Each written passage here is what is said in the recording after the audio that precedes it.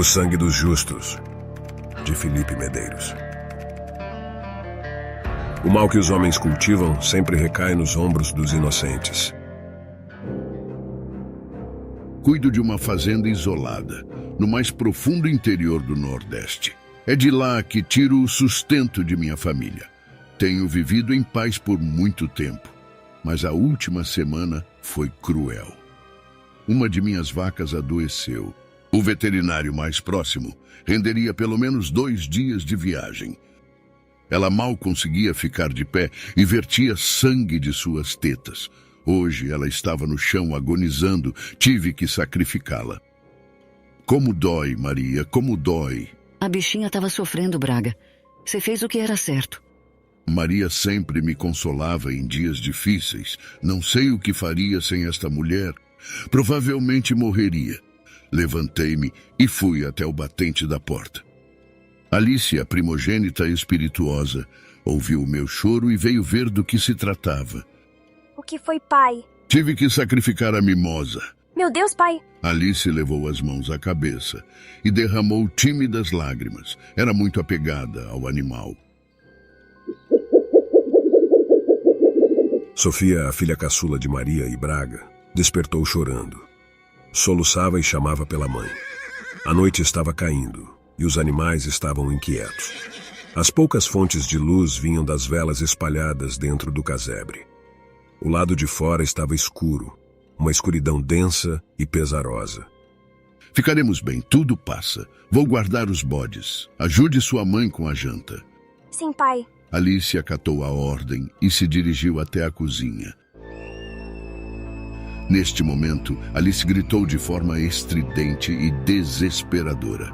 Na janela, acima da pia, viu uma silhueta se mover rapidamente.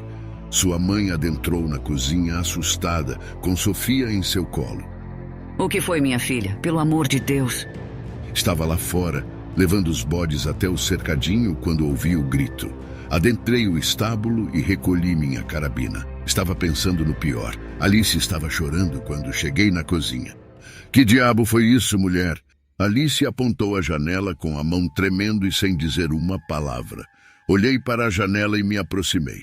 O que foi, Alice? É morcego, é? Eu vi.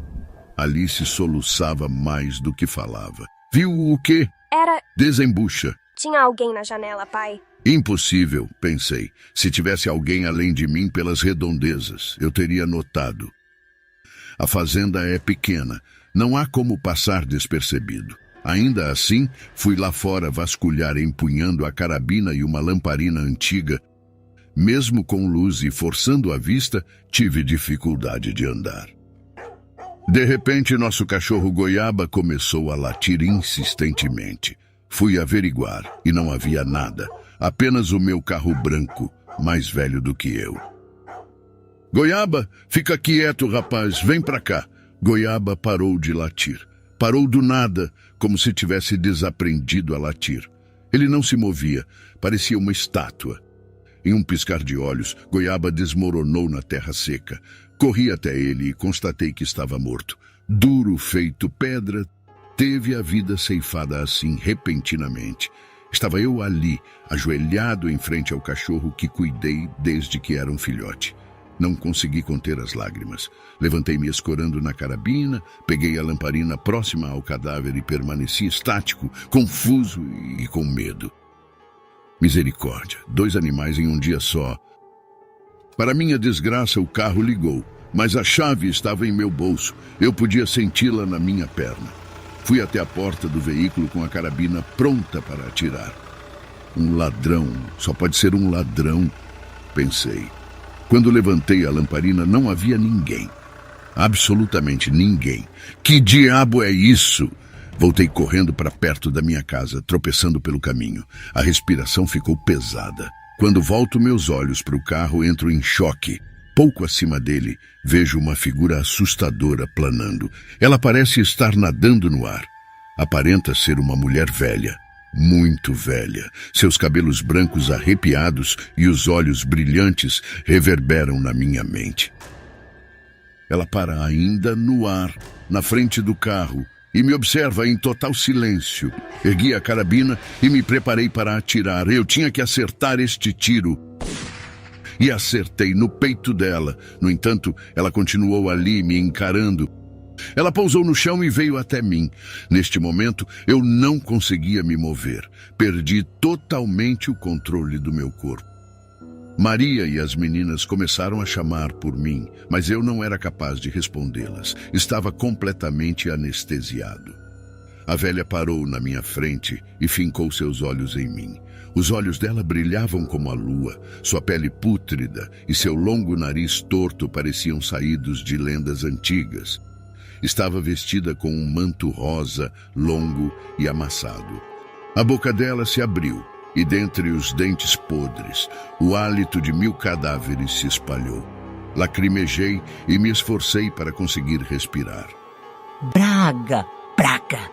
Aquela criatura que eu nunca havia visto sabia meu nome. Os miseráveis que cruzaram teu caminho ainda hoje padecem em dor e sofrimento. Meus olhos se arregalaram e comecei a babar. Tuas mãos estão sujas, filho de Caim. Sujas de sangue. Não há rio, por mais límpido que seja, que possa lavá-las. Tu deixaste famílias destruídas, matastes filhos e pais, infligiu torturas e mortes das mais perversas. Usei a única força que tinha para implorar, me solta, o que foi em vão. Depois de todos estes anos, estou aqui para vingá-los. A velha segurou meus cabelos com força. Estava me tremendo da cabeça aos pés. Por dentro estava chorando feito uma criança. Tu és perverso, Braga. Teu passado não foi apagado. Um matador, assassino de aluguel, tão cruel quanto teus mandantes. Mas tua dor chegou. Eu cheguei. A velha apontou para minha casa e me tirou da paralisia. Me levantei cambaleante e aflito, desabei na porta de casa e ouvi gritos dolorosos, como urros de animais em sofrimento. Quando adentrei, vi Alice no chão, segurando a barriga. Ela vomitava sangue e gemia de dor. Maria estava tendo espasmos, da sua boca saía uma saliva preta e pegajosa. Sofia parecia ter sofrido um acidente. Todos os ossos de seu corpo quebravam-se. Ela se contorcia de dor. As 3 gemiam e se moviam desesperadamente. Eu não podia fazer nada, a não ser testemunhar a macabra cena. Quando o silêncio se instaurou, elas pararam de se mexer. Estavam mortas, todas as 3. Não havia motivo para continuar vivo. Elas morreram por minha causa, por causas dos meus pecados. Saí de casa e gritei na escuridão. Maldita seja, velha desgraçada, me mate, acabe logo com isto, me mate.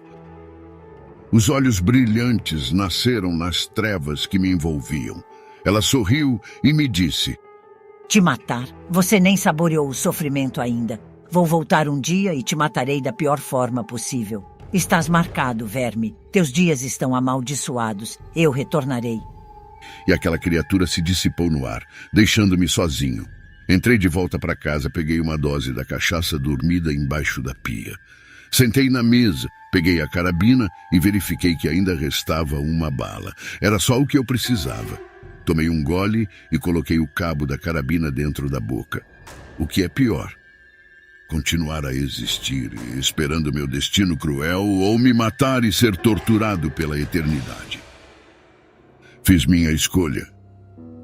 Estou pronto, não tenho medo.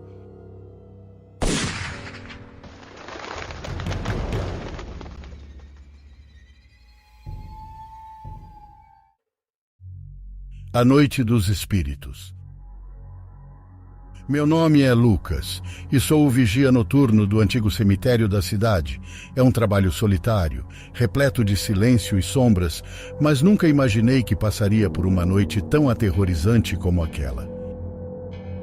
Era uma noite de lua cheia, o vento sussurrava entre as árvores, criando uma atmosfera sombria. Eu fazia minhas rondas de rotina, observando as lápides antigas e os jazigos silenciosos. O ar estava pesado, como se algo estivesse prestes a acontecer. Enquanto caminhava entre os túmulos, senti um calafrio percorrer minha espinha.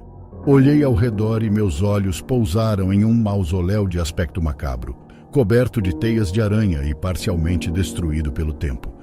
Uma sensação de inquietação tomou conta de mim, mas eu tinha que continuar minha ronda. Enquanto passava por uma fileira de lápides, comecei a ouvir sussurros ao meu redor. Os cabelos da minha nuca se eriçaram e eu acelerei o passo. Os sussurros se tornaram mais altos e distintos e o medo começou a me consumir. Parecia que as vozes vinham dos túmulos, dos mortos que ali descansavam. De repente, as luzes dos postes próximos começaram a piscar, mergulhando a área em uma penumbra assustadora.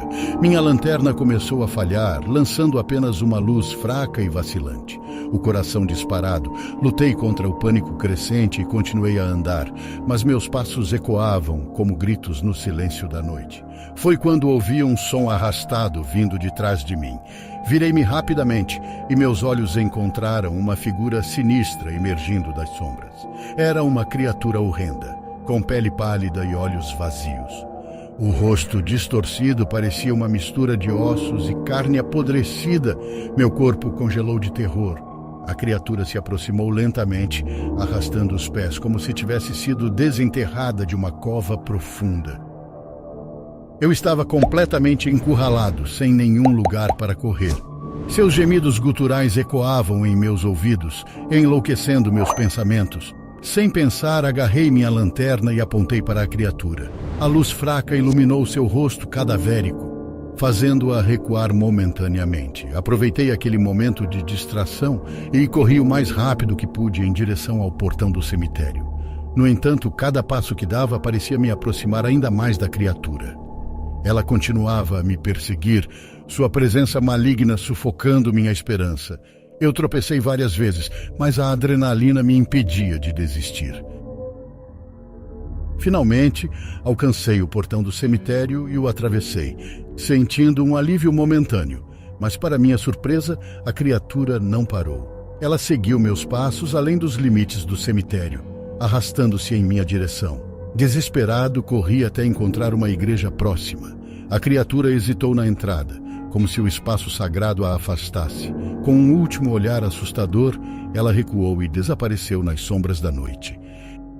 Entrei na igreja em busca de ajuda, tremendo e suando frio. Contei minha história para o padre, que ficou horrorizado com o que eu havia presenciado. Ele me abençoou e aconselhou a nunca mais voltar ao cemitério. Desde aquela noite, nunca mais pisei no cemitério. A experiência me assombra em pesadelos recorrentes. A criatura que encontrei naquela noite, os sussurros dos mortos, tudo isso permanece comigo. E agora acredito que os espíritos daquele cemitério nunca descansarão em paz. A bruxa do cemitério. Em uma noite sombria e enevoada, um grupo de adolescentes, Rita, Guilherme, Estevão e Patrícia, decidiu explorar o cemitério local, atraídos pela lenda de uma sepultura amaldiçoada. Eles eram conhecidos por serem destemidos e sempre em busca de emoções fortes. Rumores sombrios cercavam aquela sepultura em particular. Dizia-se que uma bruxa malévola havia sido enterrada ali séculos atrás, e seu espírito maligno assombrava todos que ousassem perturbar seu descanso final. A lua cheia pairava no céu, intensificando a atmosfera de terror. Os 4 amigos riram dos contos macabros enquanto se aproximavam do portão enferrujado do cemitério. Eles usavam lanternas para iluminar o caminho escuro entre as lápides e mausoléus antigos. A cada passo, o silêncio era perturbador. Eles se divertiam com a sensação de medo e a adrenalina correndo por suas veias. Guilherme, o mais cético do grupo, zombou dos outros, dizendo que tudo não passava de histórias de arrepiar. No entanto, à medida que avançavam pelo cemitério, um arrepio coletivo percorreu seus corpos. As lápides e cruzes começaram a se desfocar como se dançassem sob a luz trêmula de suas lanternas. De repente, uma densa névoa surgiu ao redor deles, obscurecendo a visão e dificultando a respiração. Eles se agarraram tentando encontrar uma saída, mas parecia que estavam presos em um labirinto funesto. Patrícia, a mais sensível do grupo, começou a sentir uma presença sombria ao seu redor. Ela ouvia sussurros e risadas abafadas ecoando entre os túmulos. Os outros também sentiam que não estavam sozinhos. Rita sugeriu que voltassem, Mas antes que pudessem se virar, uma voz aguda, estridente e arrepiante ecoou pelo cemitério. Era a voz da bruxa amaldiçoada, sedenta por vingança após séculos de sono eterno. A névoa se tornou mais densa e figuras sombrias emergiram dela. Eram os espíritos atormentados que serviam a bruxa. Eles avançaram na direção dos adolescentes, agarrando seus tornozelos com garras frias e pálidas.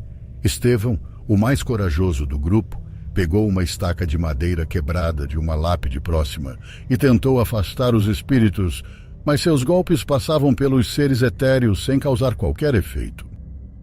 A bruxa, manifestando-se em uma aparência horrenda, com olhos vazios e uma risada ensurdecedora, pairava sobre eles. Ela lançou uma maldição implacável sobre os adolescentes, condenando-os a vagar pelo cemitério para sempre. Os amigos foram imediatamente transformados em aparições pálidas, presas entre o mundo dos vivos e dos mortos. Eles não podiam escapar daquele lugar amaldiçoado, condenados a viver em agonia eterna. Desde então, os moradores próximos do cemitério evitam o local à noite, pois dizem que é possível ouvir os lamentos e sussurros angustiados dos 4 adolescentes desavisados. Eles se tornaram uma parte sombria da lenda do cemitério, alertando todos que ousam desafiar o destino e desvendar os segredos das sepulturas esquecidas. O espantalho sinistro. A noite caía densa sobre a estrada deserta, cercada por campos intermináveis de milho. Eu dirigia em silêncio. O som do motor do meu carro era a única companhia naquele trecho abandonado. Uma sensação de solidão e inquietação começou a se espalhar dentro de mim, à medida que as sombras dos campos de milho se esticavam cada vez mais pela estrada vazia. Enquanto eu seguia em frente, avistei algo peculiar no meio do campo de milho. Uma figura alta e imóvel, parecendo um espantalho solitário. Meu coração acelerou, mas mantive meu olhar fixo na estrada, tentando ignorar aquela visão sinistra. No entanto, algo dentro de mim clamava para olhar novamente. Cedendo à curiosidade e ao medo crescente, virei meu olhar em direção ao espantalho. Para minha surpresa, ele não estava mais no campo de milho. Agora ele estava à beira da estrada, como se estivesse me esperando. Seu corpo era uma amálgama de palha, panos velhos e um chapéu de palha desbotado. Olhos sem vida, feitos de botões negros, fixavam-se em mim. Era como se estivesse me desafiando a prosseguir. Um arrepio percorreu minha espinha quando meu carro passou por aquele ser grotesco. Percebi um leve movimento, como se o espantalho tivesse se mexido. Acelerei o carro, querendo deixar aquela cena assustadora para trás, mas algo me impediu. Um estalo alto ecoou no ar e meu pneu dianteiro estourou. Desesperado, parei o carro no acostamento e saí para examinar o estrago. A lua cheia brilhava intensamente, lançando sombras estranhas ao meu redor. Enquanto eu lutava para trocar o pneu, ouvi um som inquietante, como o farfalhar de panos sendo arrastados pelo vento. Virei-me devagar, meu coração batendo descompassado no peito.